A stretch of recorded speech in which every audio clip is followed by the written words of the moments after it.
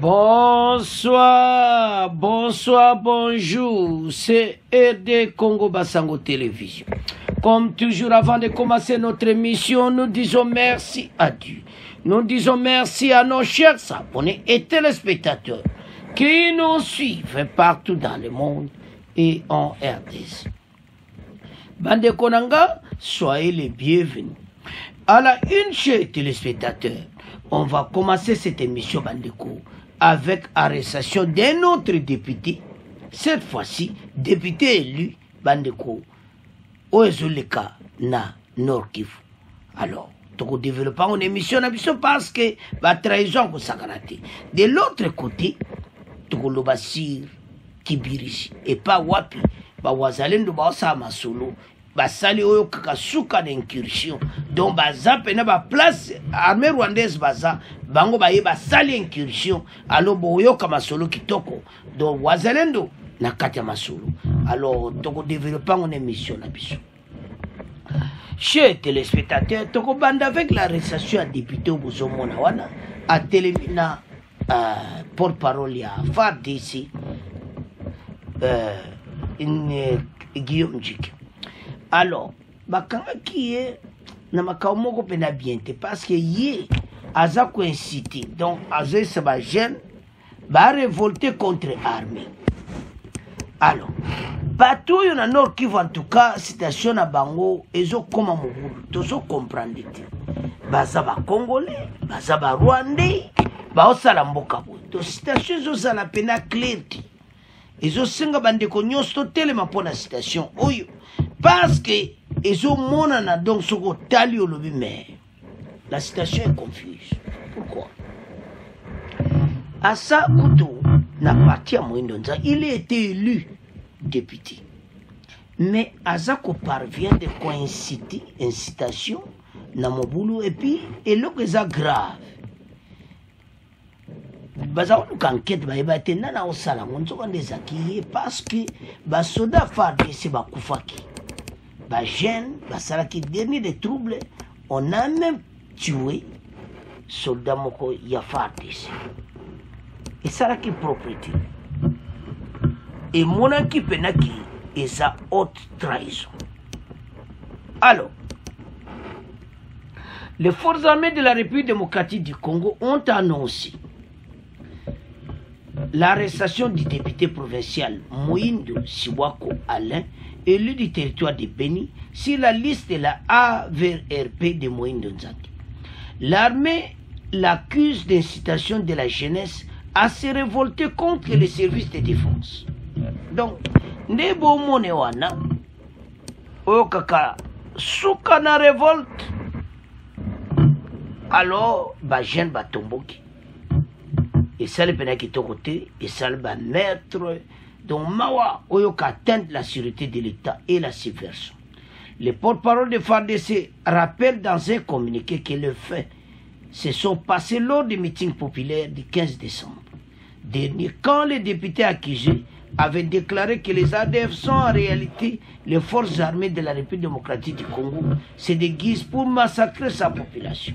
À paraphraser le colonel Guillaume Djik, qui souligne que ces propos incendiaires avaient révolté la population qui s'était attaquée aux forces armées. Basoda, Bakufaki. Alors que les Anongo Bongote, Makamobo Mona Boye, même si la confusion, Botswana na Beni, Botswana armée ougandaise va quitter. Baza va traître. Bandeko, Sokolana qui Congo News 24, Makambo ya Museveni, na Kagame va trahir, Bango va député belge. Alors, Botswana Bango, Bakende. Alors, Tolana Guillaume Djik, c'est l'arrestation à député, bon après to Kende, Oye Yindi na Kibirizi, Bawazalendo Bawasalamaso. Restons au Nord Kivu. Un député provincial a été arrêté par les services de renseignement de la 34e région militaire. Cela s'est passé le vendredi vers 19h locale, alors que le député venait de participer aux travaux de la plénière de l'Assemblée provinciale du Nord Kivu. Alain Kassere Kasiwako, c'est de lui qu'il s'agit, élu de la circonscription de Beni, est accusé d'avoir poussé il y a quelques mois par ses propos un groupe de jeunes à s'attaquer au FARDC et à la MONUSCO. Les détails avec Chris Mukand Matante. C'est ce samedi 27 avril 2024 que le député provincial Alain Kassere Kassiwako, élu sur la liste du parti politique AVRP, a été présenté à la presse. Les faits mis à sa charge sont déclinés en ces termes par le lieutenant-colonel Guillaume Njike Kaiko, porte-parole de la 34e région militaire. L'honorable Kassere Kassiwako avait appelé la jeunesse de Beni à s'attaquer aux forces armées de la République démocratique du Congo. Les propos incendiaires avait à son temps soulevé la jeunesse du Grand Nord qui s'était attaquée à sa propre armée, et cette attaque avait comme conséquence la mort de 6 éléments des forces loyalistes qui étaient sauvagement assassinés, dont 3 par arme blanche et lynchage et 3 autres par embuscade. Des véhicules des FARDC et ceux de la MONUSCO brûlés, sous armes emportées par sa milice. Occasion pour le commandant de la 34e région militaire et commandant des opérations militaires au Nord Kivu de mettre en garde tous les tireurs des ficelles. Il affirme que le droit sera dit dans cette affaire. Moi je vois dans le mot honorable, c'est l'honneur.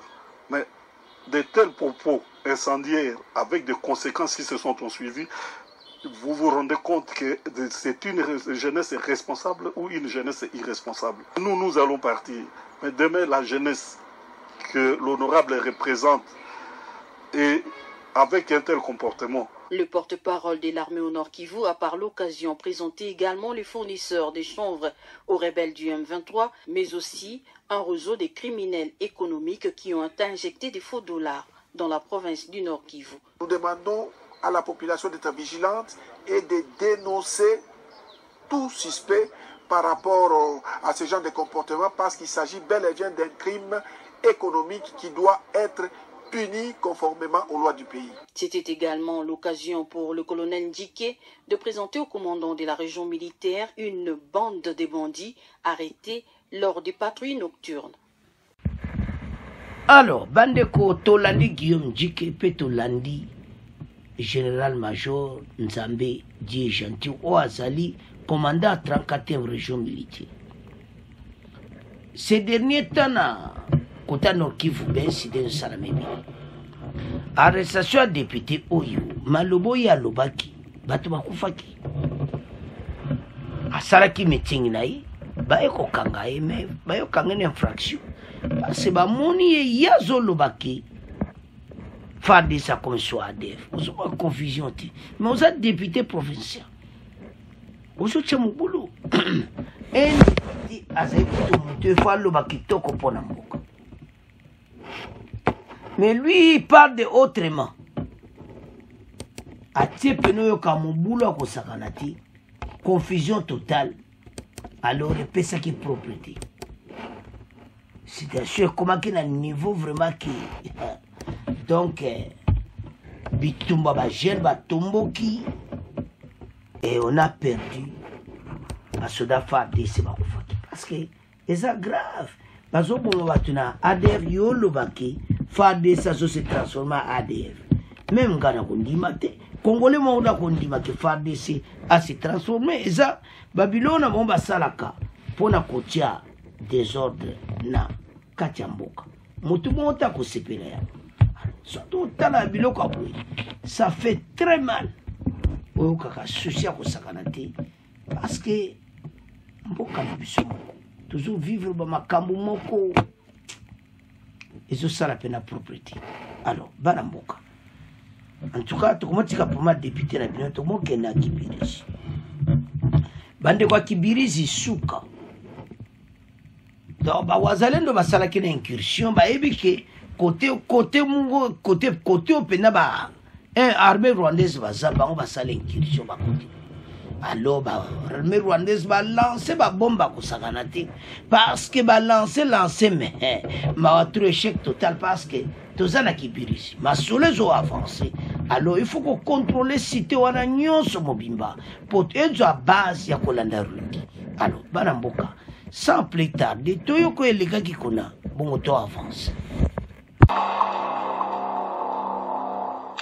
Madame, Messieurs, bonjour. Ce journal part du Nord Kivu.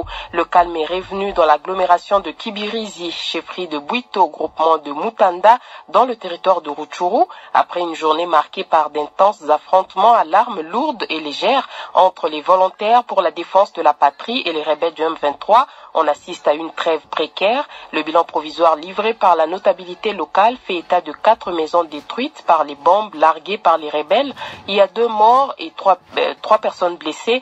Un cheptel entier de chèvres a également été décimé. Isaac Kibira, notable de la chefferie de Bwito, déplore la situation de la population victime de ces affrontements. Il demande au gouvernement de tout mettre en œuvre pour libérer cette région. Isaac Kibira, joint par Chris Mukand Matande.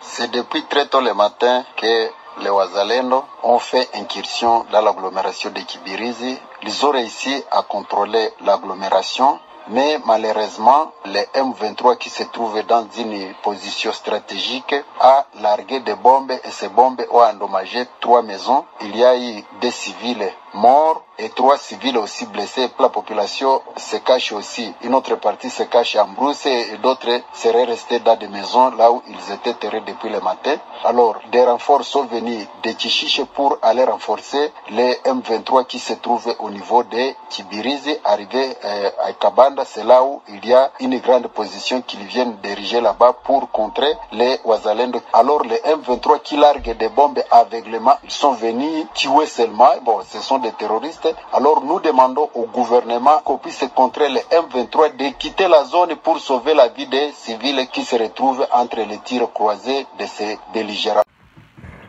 Bandeko tolandi biso nyonso oelekaki doma watu oyo kaka suka na mobulu embuscade désordre ozomona clairement ke pena oyo bakeyindi. Tanto tala biloko apo ozomona teke il faut penza to telema parce que bato yo non ozoka be bazolo bango largue ba bombe bayebi ke bango baza ba terroriste de ba bomba na bango bato na banda kwa bozomona Wazalendo bo bundane bo kokate bokumu bo si la colère si ko boka côté la population basa. Alors si je l'axe clairement comment Wazalendo bazo travail to féliciter bango travail mo kitoko do baza pena ko kena masolo pena peto ko gagner bitumba o ya to senga ba congolais biso sont mobilisés derrière notre armée pour to bunda makambo oyo to gagner. Parce que bitumbo tozana ngo eza ya kosakana te. Alors bana mboka biso sont ensemble parce que l'heure est grave. Comment bateau yo baza ko bonga ndeko na biso et comme ta fa de cependant babongama ndeto landi ya kobenga na bato oyo bakite baza la musika même à Kibirizi. Donc bitumba sota situation peneza mobulu armée na biso faut basa l'effort que to benga na bangono pour du bon to situation za soka ba récupérer kaka ruindi. C'est ça. Alors bitumbo nde to kena ngulu to que trahison za makasi à l'intérieur et à l'extérieur du pays. Et ça pena ko sala propriété mais totalement besoin pour l'intérêt en mboka peut avancer dans la direction kitoko. Alors bana mboka tolani besoin totalement pour l'intérêt en mboka to avancer et puis to gagner bitumba. Alors c'est à ce point en tout cas tika ngona bino ba Wazalendo baza ko bunda baza ko sala effort pour na mboka biso to féliciter Wazalendo boulot kitoko bo continuer vraiment bongo. Alors bandeko, vous s'abonnez, vous partagez. Au revoir. À la prochaine.